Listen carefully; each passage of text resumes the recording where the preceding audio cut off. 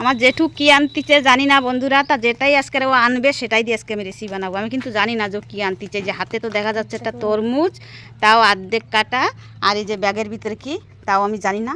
আজকে আমি না দেখেই যেটাই আনতিছে সেটাই দিয়ে ভিডিও বানাবো। তা তোমরা সাথে থাকো আর দেখতে থাকো, আর ওর ব্যাগের ভিতরে কি সেটাই আমি আর দেখে নিই। জেঠু তোর ব্যাগের ভিতরে কি রে?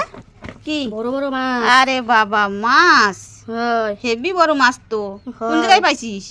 ধরে আনছে জেঠু? হয়। ওহো, যাই হোক, আমি না দেখেই কয়ে দিছিলাম যে কি আছে রেসিপি বানাবো। তো আজকের আর কিন্তু দুর্দান্ত একটা রেসিপি হবে এই মাছ দিয়ে। তো একটা গামলা নিয়ে আসি, তুই ঢালবি। হ্যাঁ হয় গামলা নিয়ে এসেছি, তুই ঢাল। দেখো আমি কয়টা মাছ আছে। ওরে বাবা, হেবি বড় মাছ তো, পুকুরের মাছ না? হয় পুকুরে সব কয়টা জানতো। আরো আছে? আরো আছে বাবা, এই তো হয়ে গেছে না? আরো আছে? আর নাই। আর নাই? না এই তিনটা হয় খুব ভালো সাইজেরই মাছ না জেঠু? হয়। এই দিয়ে আজকে আমি রেসিপি বানাবো, ঠিক আছে? আমার জেঠু মাছগুলি আঁশ ফেলাই দিচ্ছে, এই যে একটু কাজটা একটু সহজ করে দিচ্ছে ও। ও জেঠু, তুমি মাছের আঁশ ফেলাচ্ছ তাই? হয় দাও, আমার ঘরে একটু কাজ আছে, আমি করে আসি। হ্যাঁ হয় তুমি আঁশটা ফেলাতে লাগো, ঠিক আছে? হয়। অনেক সুন্দরভাবে তিনোটা মাছের কিন্তু আঁশ ফেলাই দিচ্ছে, এই যে দেখো। এখন শুধু আমার পিস করার পালা। যাই হোক, আমার কাজ অনেক দূর আগে গেল, এখন আমি পিস পিস করে নিই।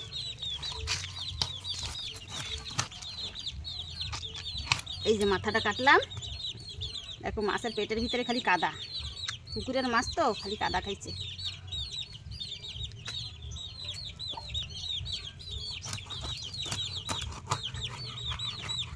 এই যে এইভাবে পিসগুলি করবো। এই যে দেখো মাছগুলি আমি ধুয়ে ঘরে নিয়ে এসেছি।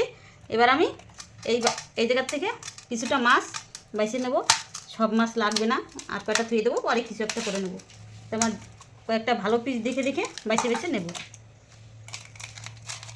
এই যে এই কয়টা পিস নিয়েছি, আর এই জায়গায় এই যে মাছের মাথা, লেজা, এই সব কিছু রয়ে গেছে। আর একটু ডিমও নিয়ে নেব।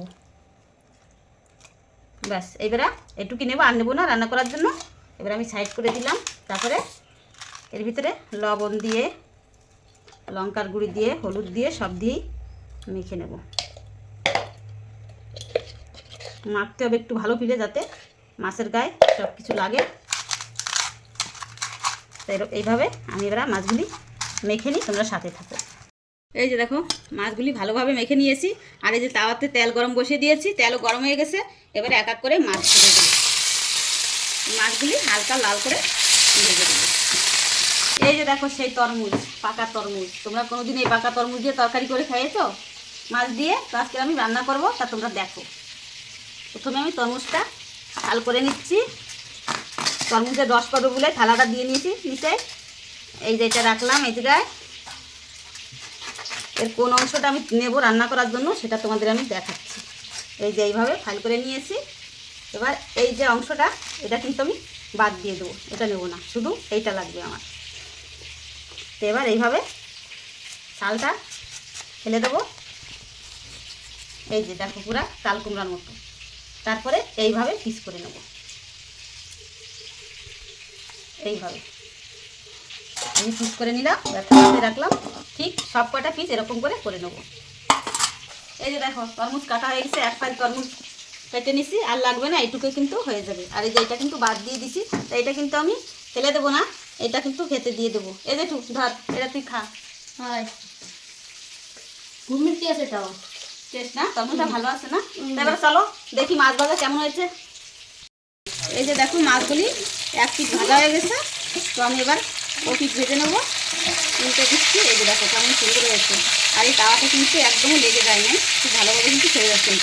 এই যে জিরা বেটে নেবো, কাঁচা জিরা। জিরা বাটা হয়ে গেছে, তুলে নিচ্ছি। আদা বেটে নেবো, কাঁচা সরিষা বেটে নেবো,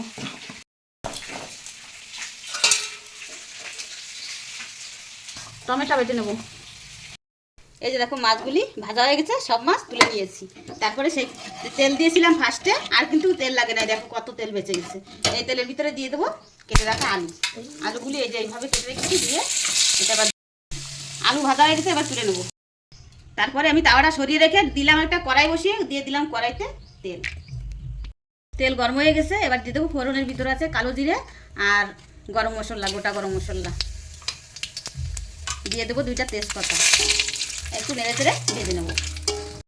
ভাজা হয়ে গেছে, এবার দিয়ে দেবো পেঁয়াজ কুচি, পেঁয়াজ একটু লাল লাল করে ভেজে নেবো। ভাজা হয়ে গেছে ফোড়ন আর পেস্ট, তার মধ্যে দিয়ে দেবো এই যে বাটা মশলা, এতে আছে গোটা জিরা, আদা আর আছে সরিষা। দিয়ে দেবো টমেটো বাটা, দিয়ে দেবো হলুদ গুঁড়ি, দিয়ে দেবো লঙ্কা গুঁড়ি, দিয়ে দেবো লবণ। নেড়ে চেড়ে মশলাটা ভেজে নেবো ভালোভাবে। মশলা ভাজা হয়ে গেছে, দিয়ে দেবো জল, জল দিয়ে দিয়েছি। এবার অল্প একটু লেট করবো ঝোলটা ফুটে ওঠার। দেখো ঝোল ফুটে উঠেছে, এবার দিয়ে দেবো সেই কেটে রাখা তরমুজ, দিয়ে দেবো ভেজে রাখা আলু, দিয়ে দেবো ভেজে রাখা মাছ। এবার মাছ সব দিয়ে দিয়েছি, এবার একটু নেড়ে চেড়ে ঝোলের সাথে মিশিয়ে দেবো। আর বেশি না, 5 মিনিটের ভিতরেই কিন্তু আমার রান্নাটা কমপ্লিট হয়ে যাবে। তা তোমরা সাথে থাকো আর দেখতে থাকো। দেখো রান্নাটা আমার হয়ে গেছে, এবার ধনেপাতা দিয়ে নামিয়ে নেব। বন্ধুরা তা দেখো আমার রান্নাটা কিন্তু হয়ে গেছে, আর তোমরা দেখেই বুঝতে পারছো যে রান্নাটা কেমন হয়েছে। তো এটা দেখতে যেমন হয়েছে খেতেও কিন্তু দারুণ লাগে। এখন তো সচরাচর সব জায়গায় সস্তাতে তরমুজ পাওয়া যায়, তোমরাও এরকম করে একবার হলেও ঘরে করে খেয়ে দেখো, তারপরে আমাকে কমেন্ট করে জানিও। তো আরও ওই আমার যে জেঠু আছে মাছটা ছেলে দিয়েছিল, ও কিন্তু তোমাদের বলবে যে আজকের আর এই তরমুজের রান্নাটা কেমন হয়েছে। তা তোমরা দেখতে থাকো।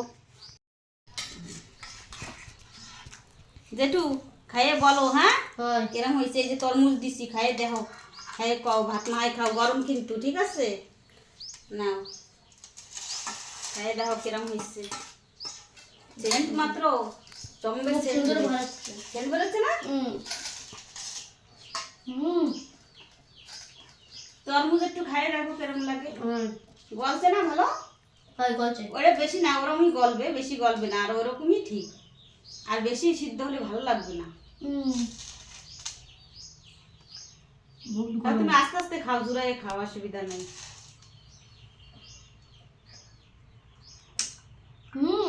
বহুত ভালো, ভালো, বহুত ভালো, এত সুন্দর বহুত হয়েছে।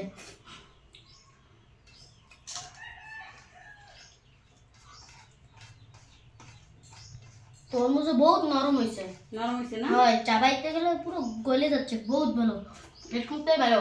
আর তরকারিটা খুব সুন্দর হয়েছে, আমি ভাবি পাইনি এত সুন্দর হবে তরমুজ আর ই দিয়া। তাই তুমি তো আমার কইছিলা যেটি ফেলাই দাও, এ খায় নাকি মাইসে? কইছিলা না?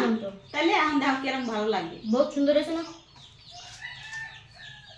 তোমরাও বাড়ি বসে বানিয়ে খাই দিও, বহুত সুন্দর হয়েছে, দারুণ।